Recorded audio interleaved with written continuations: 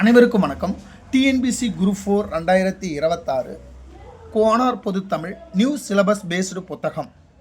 கோனார் பொதுத்தமிழ் இலக்கணம் plus question bank 2025 group 4 question பேப்பரில் கேட்கப்பட்ட வினா ரொம்பவும் கடினமாக இருந்தது. 24 மதிப்பெண்கள் ஸ்கூல் புக்கிலேருந்து நேரடியாக வந்தது. 38 மதிப்பெண்கள் சிந்திச்சு போடுற மாதிரி இருந்தது. ஒரு 32 மதிப்பெண்கள் அவுட் ஆஃப் சோர்ஸ்னால் கலைச்சொற்களில் 13 மார்க்கு கேட்டிருக்காங்க. சொல்லும் பொருளும் 5 மதிப்பெண்கள் கேட்டுக்கிறாங்க. பழமொழி 4 கொஸ்டின் கேட்டிருக்காங்க. இளமை பெயரில் கொஸ்டின் கேட்டிருக்காங்க. மரபு தொடர் அவுட் ஆஃப் சோர்ஸ் போயிருக்காங்க, கொஸ்டின் கேட்டிருக்காங்க.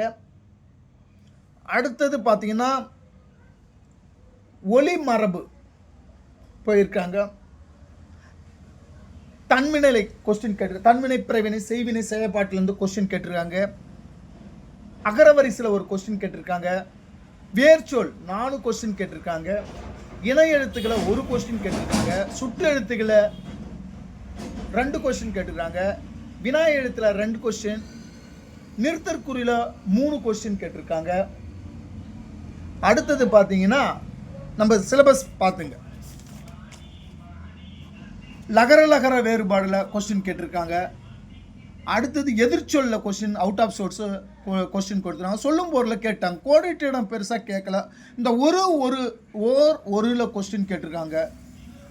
சொற்றொடரை அமைத்தல் பிழையான இது கேட்டால் வல்லின மிகால 3 கொஸ்டின் கேட்டிருக்காங்க. மரபு திணை, பால் மரபு, கால மரபு, இளமை பெயர், வினை மரபு, இதில் கொஸ்டின் நிறுத்தற்குறியில் தான் 3 கொஸ்டின் கேட்டாங்க சொன்னேன். இதிலெல்லாம் கொஸ்டின் கேட்டிருக்காங்க. அடுத்தது கலைச்சொற்கள் சொல்லிட்டான் 13 மதிப்பெண்கள். இந்த ஓமை தொடர், பழமொழி, மரபு தொடர் இதெல்லாம் கொஸ்டின் கேட்டிருக்காங்க. இந்த கலைச்சொற்கள்லாம் அவுட் ஆஃப் சோர்ஸு. தமிழ் அறிஞரின் தமிழ் தொண்டில் 14 கொஸ்டின் கேட்டிருக்காங்க. அப்போ நம்ம எந்தெந்த இடத்துல கொஸ்டின் கேட்டுருக்காங்க ஃபஸ்ட்டு அனலைஸ் பண்ணிக்கணும். நம்ம எளிமையாக படிக்கிறது எப்படி சார்? தமிழில் 75 + 80 மார்க் தான் எடுக்க முடியும். ஏன்னா 20-25 கொஸ்டின் அவுட் ஆஃப் சோர்ஸ் போயிடும். அதெல்லாம் கேரண்டியே கிடையாது. கலைச்சொற்களில் 13 கொஸ்டின், சொல்லும் பொருள் சொல்ல அகராதியிலேருந்து கேட்டிருக்காங்க 5 கொஸ்டின்ஸு. அப்போ சொல்ல அகராதி பார்த்தீங்கன்னா படிக்கணும், நிறைய படிக்கணும். அது இதுதான் வருமானு நமக்கு தெரியாது. அப்போ 13 5 18 ஒரு 20 கொஸ்டின் அவுட். 80 தான் 80 கொஸ்டின்ஸ். அப்போ 80 கொஸ்டினை நம்ம 75, மீதி 20 கொஸ்டினில் ஏவா ஏதோ ஒரு கெஸ்ஸிங்கில் போட்டணும், ஒரு 5 மதிப்பெண்கள் வரும். அது கூட அப்போ 75 கன்ஃபார்மாக நம்ம கட் ஆஃப் கண்டிப்பாக எடுக்கணும். அப்போ எளிமையாக நம்ம இலக்கணத்தை நம்ம கலைவாணி அகாடமி சொல்லித்தரோம்.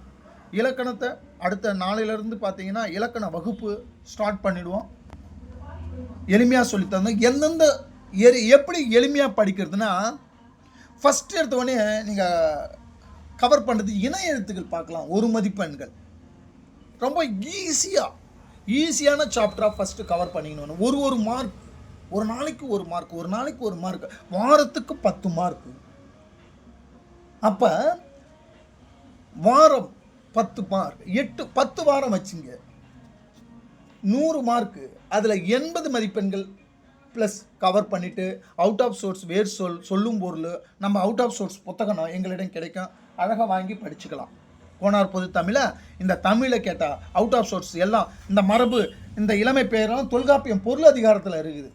அழகாக நம்ம புக்கு நம்மக்கிட்ட எல்லா புக்கும் தமிழ் சார்ந்த புத்தகம் கோனார் பொது தமிழை எல்லாமே அவுட் ஆஃப் சோர்ஸ் எல்லாம் கிடைக்கும்.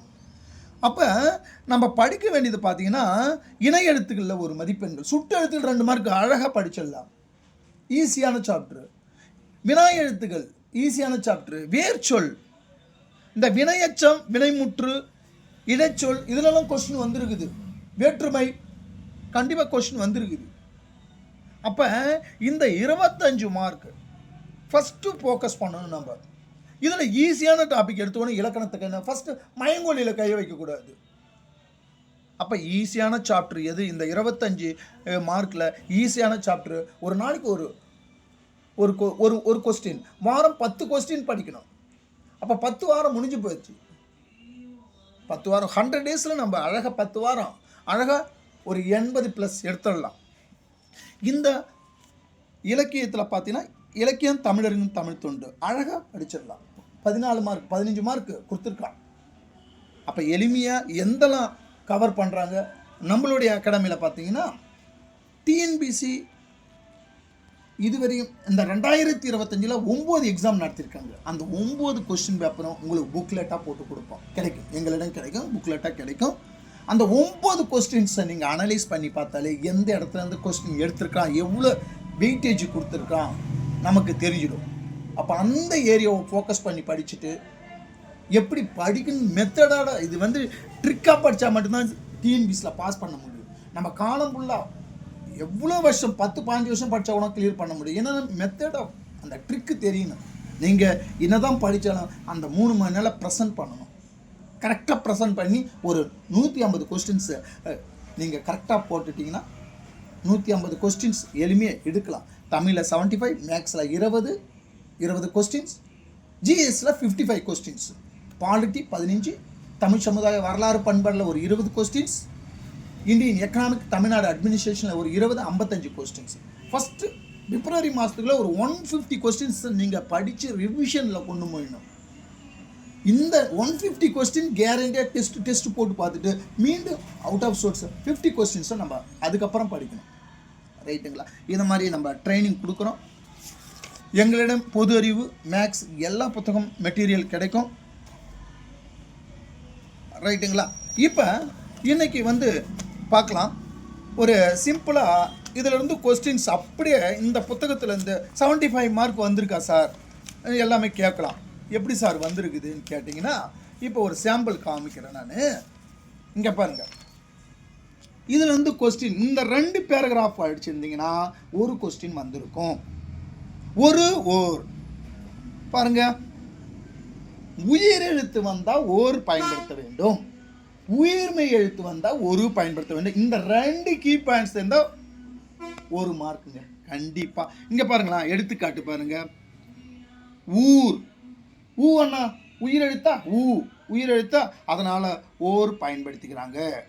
ஏரி, உயிரெழுத்தா, உயிரெழுத்து வந்தால் ஓர் பயன்படுத்த வேண்டும், உயிர்மை எழுத்து வந்தால் ஒரு பயன்படுத்த வேண்டும். உயிரெழுத்து ஓர் பயன்படுத்திக்கிறாங்களா? நகரம், ஒரு நகரம், அப்போ நான் உயிர்மை எழுத்தா, அதனால் ஒரு பயன்படுத்திக்கிறாங்க. வீடு, உயிர்மை எழுத்தா, ஒரு பயன்படுத்த. மேலே முடிஞ்சு போச்சு ஒரு கொஸ்டின். இணை எழுத்துக்கள், இந்த கொஸ்டின் அப்படியே வந்து இது பாருங்க. மெய்யெழுத்துக்கள் போலவே உயிர் எழுத்துக்களிலும் இணை எழுத்துக்கள் உண்டு. உயிர் எழுத்துக்களில் குறிலுக்கும் நெடிலும், நெடிலுக்கு குறிலும் இணை எழுத்துக்கள் ஆகும். ரைட்டுங்களா? இந்த கொஸ்டின்ஸ் வந்திருக்கு. சுட்டு எழுத்து பாருங்க,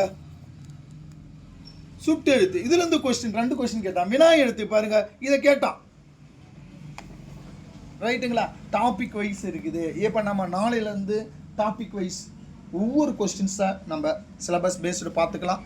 ஈஸியாக மார்க் 75 மார்க்ஸு நம்ம சொல்லி, இலக்கணம் தெரியாமல் நீங்கள் டெஸ்ட் பேட்ச் அங்கே வெளியில் 3000 5000 கொடுத்த டெஸ்ட் பேட்ச் விட்டு ஒரு பயனும் கிடையாது. இலக்கணத்தை நல்லா கற்றுக்கினா மட்டும்தான், பயிற்சி எடுத்தால் மட்டும் தான் டெஸ்ட் பேட்ச் பண்ணணும். டெஸ்ட் பேட்ச் போட்டால் என்ன பண்ணுவாங்க, கொஸ்டின் தான் கொடுக்க போகிறாங்க. கொஸ்டின் என்ன, அது டிஎன்பிசிலே இருக்குது. 9 கொஸ்டின் பேப்பர் நடத்திருக்காங்க இந்த வருஷத்தில். அந்த 9 கொஸ்டின் பேப்பர் நீங்கள் பயிற்சி எடுத்தால் டெஸ்ட் பேட்ச் போக வேண்டிய அவசியமே கிடையாது. அந்த 9 கொஸ்டின் பேர் எங்களுக்கு அது புக்லெட்டாகவே கிடைக்குது. நீங்கள் அதுக்கு ட்ரைனிங் கொடுக்குறோம். நம்ம கோனார் தமிழூரில் ட்ரைனிங் கொடுக்குறோம். ரைட்டுங்களா? அடுத்தது பார்த்தீங்கன்னா இந்த கொஸ்டின் பேங்க் இலக்கணம் 6ஆம் வகுப்பு முதல் 12ஆம் வகுப்பு வரை உள்ள இலக்கணம் கொள்குறிவினா இலக்கணத்தை சார்ந்த கொஸ்டின்ஸ் 1080 கொஸ்டின்ஸ் லாஸ்ட்ல ஆன்சர் கொடுக்குறோம். இந்த கொஸ்டின் பேங்க் எங்களிடம் கிடைக்கும். ரைட்டுங்களா? இந்த புத்தகத்தின் விலை சிலபஸ் பேஸ்டு புத்தகம் 450, உங்களுக்கு 400 ரூபாய். இது பொது இலக்கணம் 300 ரூபாய். இந்த புத்தகம் எங்களிடம் கிடைக்கும். நன்றி, வணக்கம்.